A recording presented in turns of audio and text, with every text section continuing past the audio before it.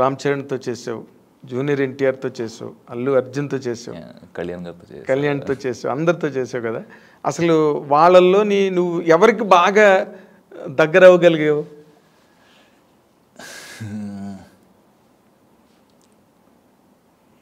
నాకు దగ్గర అవ్వడం అంటే నేను బేసిక్గా ఇంట్రోవర్ట్ అని మీకు ముందే చెప్పాను. అవును, అదే అల్లక్కడెక్కడో నిలబడతాను వెనకాతలు వెళ్ళి కనిపించకుండా. అంటే నేను ఎక్కువ ఎందుకో తెలియదు సార్, నేను వెళ్ళి మాట్లాడేసేయాలి స్టార్స్ అలాగని మాట్లాడకుండా ఉండను సార్. అందరితో ఈక్వల్గా అలాగే మార్నింగ్ కనబడంగానే సార్ విష్ చేస్తా, ప్రీవియస్ ఫిల్మ్ గురించి కొంచెం మాట్లాడతా, ఐ లైక్ దిస్ సార్, ఇది అని చెప్తా. అందరితో ఈక్వల్గా బాగుంటుంది సార్. అలా ఎక్కువ దగ్గర అవ్వను, అలాగని ఎక్కువ దూరంగా ఉండను. అలా ఉంటేనే మంచిది. నీ వైపు నుంచి ఓకే. హీరోల వైపు నుంచి ఎవరు నిన్ను దగ్గరగా తీసుకున్నారు? కళ్యాణ్ గారు ఎందుకంటే పవన్ కళ్యాణ్ గారు. ఓకే. నేను అత్తారింటి దారిలో ఒక చిన్న క్యారెక్టర్ చేశాను సార్. నలుగురు గ్యాంగ్లో ఒకటి. నేను పైనుంచి కింద పడాలి, దానికి రోప్ వేసి కట్టేశారు పీటర్ హెన్ మాస్టర్. ఆయనకి సంబంధం లేదు అసలు. కళ్యాణ్ గారు వచ్చి ఓకేనా నీకు? ఓకే లేదంటే చెప్పు, నాకు చెప్పు. లేదు సార్ నేను చేస్తా. ఓకే అంటే నా గురించి ఆయన పట్టించుకోవాల్సిన అవసరం లేదు. ఏదో చిన్న యాక్టర్ వచ్చి నీకు బాగానే ఉందా, అది చేయాలి తప్పదు. బట్ స్టిల్ వచ్చి ఆయన బాగానే ఉందా, ఓకేనా అని అడగడం అవసరం లేదు. తర్వాత మళ్ళీ రీసెంట్గా భీమ్లా నాయక్లో ఒక ఫైట్ చేసాం యాక్చువల్లీ. దాంట్లో అది ట్రిమ్ అయిపోయింది యాక్చువల్లీ, సినిమాలో లేదు.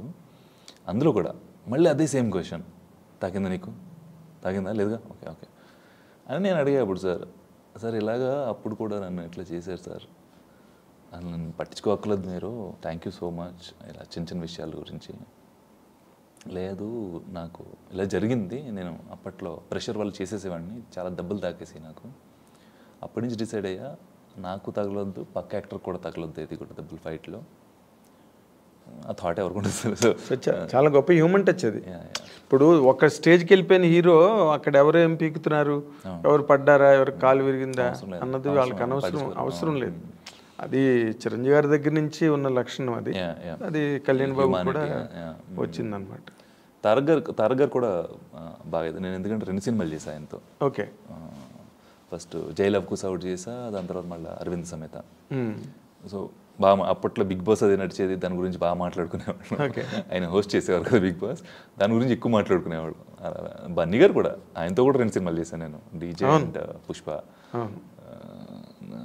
ఇంకా అందరితో సార్ అలాగే నేను దూరంగా ఎక్కువ ఉండను, అలాగే దగ్గర రాసుకోకుండా అంటే బాగుండదేమో మనకి, మరీ అంత మాట్లాడేస్తే అని నాకు ఒక ఫీలింగ్. వాళ్ళు ఏమనుకుంటారు మళ్ళీ, అదే మీద పడినట్టు కాకుండా అంతే, ఎంతలో ఉండాలో అంతే. అంతే. సో ఇప్పుడు ఇంకా అంటే నీ కెరీర్ ఇప్పటి వరకు కనుక వెనకాతలకి ఒకసారి తిరిగి చూసుకుంటే, ఇందాక క్వశ్చన్ మళ్ళీ వేస్తా, అదేంటి, సంతృప్తులు ఎక్కువ ఉన్నాయా అసంతృప్తులు ఎక్కువ ఉన్నాయా? సంతృప్తులు సార్. అవునా? అది నేను చెప్పగలను, చెప్పేసి నాకు తెలుసు సార్. నేను ఎప్పుడు అనలైజ్ చేసుకుంటూ ఉంటా, నాకు ఏం జరిగింది నా కెరీర్లో ఇప్పటివరకు, నేను ఏం చేస్తున్నాను ఇంకా. అంటే ఇప్పుడు రీసెంట్ 2-3 ఇయర్స్లో చూసుకుంటే, కంపేర్ టు బిఫోర్ చూసుకుంటే మనం ఎక్కువ సంతృప్తిగా ఉన్నాం. ఎందుకంటే నేను కోరుకున్న క్యారెక్టర్లు నాకు వస్తున్నాయి నెమ్మదిగా, ఒకటి ఎక్స్ప్లోర్ చేస్తున్నాను నేను. అదే సిమిలర్గా ఒకే కైండ్లో వెళ్ళకుండా బోర్ కూడా వేస్తుంది సార్, పిచ్చెక్కేస్తుంది నాకు.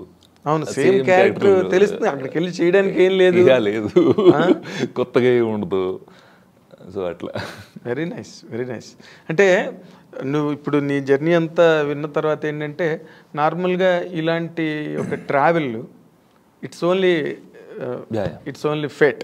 డెఫినెట్గా. ఎందుకంటే అంత ఈజీ కాదు. అలాగని నువ్వు అన్ని కష్టాలు, కళ్ళని నీళ్ళు పెట్టుకునే అన్ని కష్టాలు నువ్వేం పడలేదు ఇక్కడ కదా.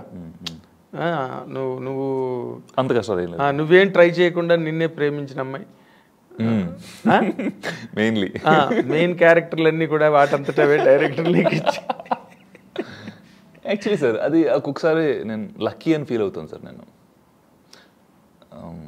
అంటే మనం గట్టిగా కోరుకోవాలి అంటారు, చాలా సినిమాల్లో చూసాము, చాలా మంది చెప్తారు దాన్ని సంకల్ప బలం, యూనివర్స్ మనకి ఇస్తుంది, సంకల్పమే సగం బలం అంటారు కదా.